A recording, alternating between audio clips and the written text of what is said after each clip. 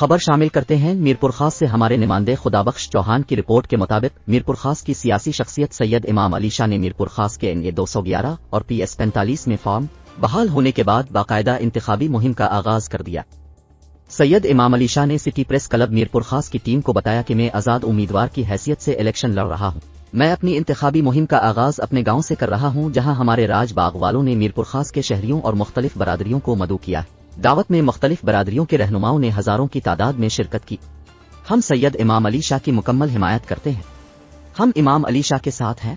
हर मुश्किल में हम 8 फरवरी को इमाम अली शाह को वोट देकर कामयाब कराएंगे।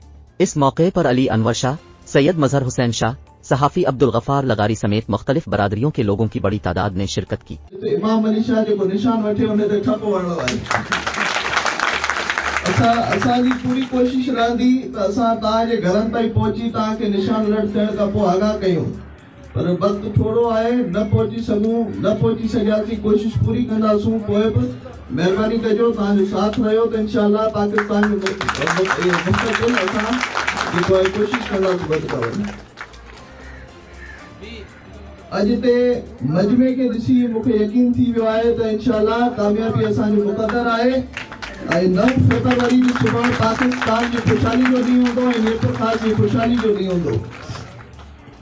आख़िर में आउं हिकु शेर पढ़ी पंहिंजी तकरीर जो इख्तिताम कंदसि।